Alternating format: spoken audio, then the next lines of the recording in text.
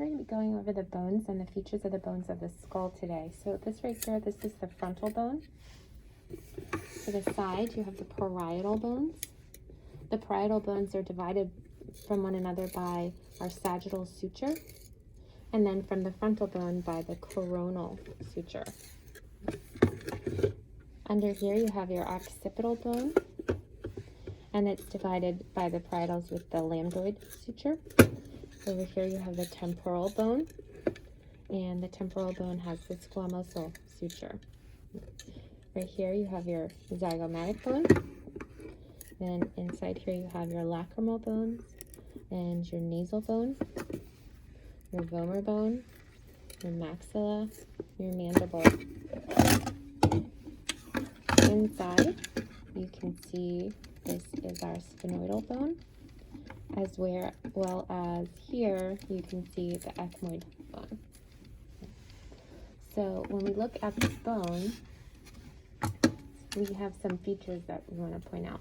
Okay? So on the occipital bone, underneath here, you have the foramen magnum, and off to the side of the foramen magnum, you have the occipital condyles.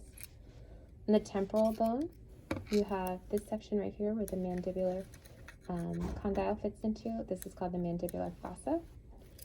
This right here, this little hole, is called the external auditory meatus.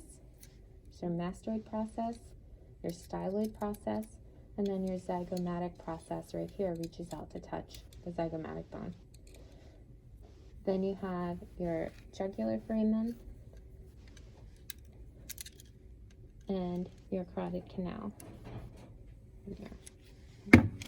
Your sphenoid bone has the sella turcica right there, and the optic foramina. I have my little point come out of the optical foramina there. And then we have our ethmoid bone. This is called the cribriform plate. There are little holes in there called the olfactory foramina. This is the crista galli. We look through the nose here, dividing in the center, we have our perpendicular plate, and then bottom we have the vomer bone. And off to the side, you have your inferior nasal concha. On the mandible here, you have these little holes, which are called the mental foramen. This is called the ramus. This area right here is called the mandibular condyle. And this pointy part right here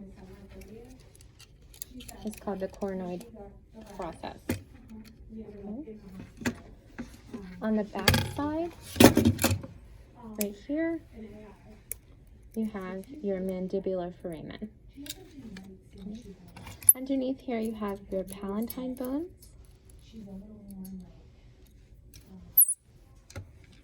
And on the back surface, often you can see in the sutures, you have these sutural bones right here. These are called Wormian bones.